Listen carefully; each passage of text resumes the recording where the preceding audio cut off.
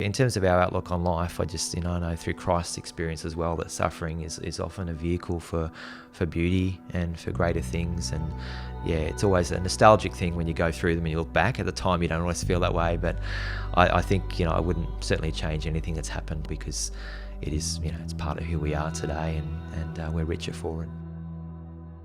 I just find people at the most normal to the most progressive to the most interesting person out there all have unique stories. I mean, it doesn't matter if they're successful in business or they are a tradie somewhere. They're like, their history, their lives and their stories are just as unique and exciting. Love, you've got to have faith. They're not going to let 90% of businesses go broke in this country. And I had absolute faith in us, in our ability to continue to work through this. I had more faith in our ability to overcome, because we'd overcome. It was like we'd been in business and someone's gone, hey, they're getting a little bit too easy, let's throw an obstacle. I want to just say that I don't believe that I'm actually the one that's brave here. I'm not a hero. I'm not something to be looked upon on a pedestal.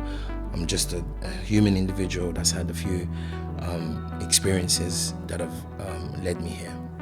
There is no one standing behind you saying, yep, it'll come back. The heartache of having to tell so many people no, and to hear the people asking the questions and then having to explain time and time again is just like picking a scab off a wound, basically.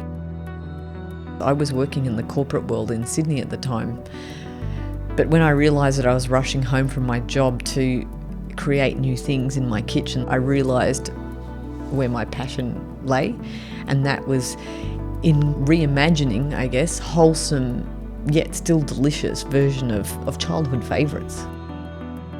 For all of us, we have a contract in our lives before we come here with our significant others and our children.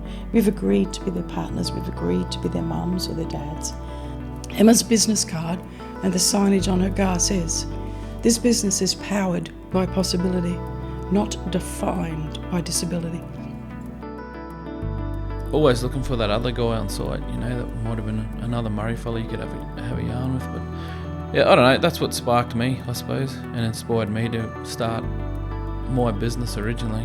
And I wanted to give those opportunities to Indigenous boys or girls and try and be a bit of a role model for those guys, to be honest. So I look for light at the end of the tunnel, mate, because there is some poor bugger worse than me. I don't care how hard my life has been, mate, there's someone doing it harder than me. And if I can pull myself out of the gutter, I show hope for other people. Sadness and pain I don't like, so I look for something good to give my heart something good to feel about. Really, when we reflect on things, we're a stronger, more capable service as a result of the experiences that we had during that really challenging time. Seeing other people succeed, and that's like, why can't I have that?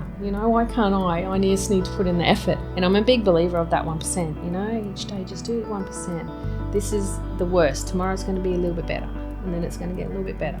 So that's how I think in terms of long term, is that it's not always going to be like this. You just got to keep moving forward. We're the Enthusiast Shop. It is a family-run, family-orientated business. We look after each other.